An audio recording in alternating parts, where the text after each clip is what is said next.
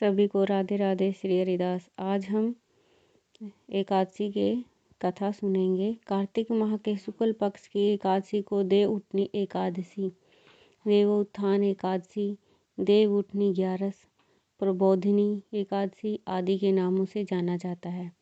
इस दिन श्री हरि विष्णु निद्रा से जागते हैं। अब हम इनकी पौराणिक कथाएं सुनेंगे। एक राजा के राज्य में सभी लोग एकादशी का व्रत रखते थे। प्रजा तथा नौकर चाकरों से लेकर पशुओं तक को एकादशी के दिन अन्न नहीं दिया जाता था। एक दिन किसी दूसरे राज्य का एक व्यक्ति राजा के पास आकर बोला, महाराज कृपा करके मुझे नौकरी पर रख लें। तब राजा ने उसके सामने एक शर्त रखी कि ठीक है, नौकरी तो हम आपको दे देंगे, किंतु रोज़ तो तुम्हें अन्न दिया जाएगा, पर एकादशी के दिन आपको अन्न नहीं मिलेगा। उस व्यक्ति ने उस समय हाँ कर दी, पर एकादशी के दिन जब उसे फलाहार का सामान दिया गया तो वह राजा के सामने जाकर गिड़गिड़ाने लगा, महाराज इससे मेरा पेट नहीं भरेगा, मैं भूखा हूँ और भूखा ही मर जाऊँगा, मुझे अन्न दे दो। राजा ने उसे शर्त की बात याद दिलाई, पर वह अन्न छोड़ने को राजी नहीं हुआ।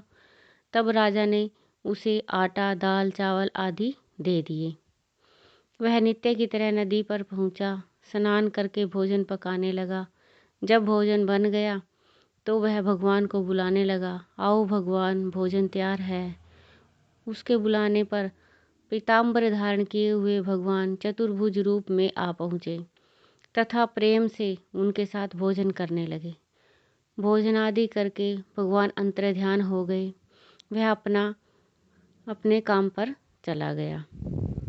15 दिन बाद अगली एकादशी को वह राजा को कहने लगा, महाराज मुझे 2 गुना सामान दीजिए। उस दिन तो मैं भूखा ही रह गया। राजा ने कारण पूछा तो उसने बताया कि हमारे साथ भगवान भी खाते हैं, इसलिए हम दोनों के लिए ये सामान पूरा नहीं होता। यह सुनकर राजा को बड़ा आश्चर्य हुआ। वह बोला, मैं नहीं मान सकता कि भगवान तुम्हारे साथ खाना खाते हैं। मैं तो इतना व्रत करता हूँ, पूजा करता हूँ, पर भगवान ने तो मुझे कभी भी दर्शन नहीं दिए।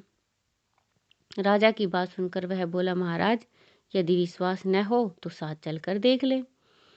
राजा एक पेड़ के पीछे छिपकर बैठ गया। उस व्यक्ति ने भोजन बनाया तथा भगवान को शाम तक पुकारता रहा, परंतु भगवान न आए।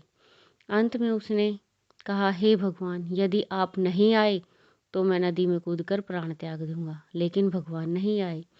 तब वह प्राण त्यागने के उद्देश्य से नदी की तरफ बढ़ा। प्राण त्यागने का उसका दृढ़ निश्चय और इरादा जानकर शीघ्र ही भगवान वहां प्रकट हो गए और उसने उसे रोक लिया और साथ बैठकर भोजन करने लगे। खा पीकर वे उसे अपने विमान में बैठाकर अपने धाम ले गए। यह देखकर राजा ने सोचा कि व्रत उपवास से तब तक कोई फायदा नहीं हो सकता जब तक मन शुद्ध न हो। इससे राजा को ज्ञान मिला। वह भी मन से व्रत उपवास करने लगा और अंत में स्वर्ग को प्राप्त हुआ। देव प्रबोधिनी एकादशी की 3 कथाएं हैं। एक कथा आप इसमें सुन चुके हो। अब हम नेक्स्ट वीडियो में दूसरी कथा सुनेंगे।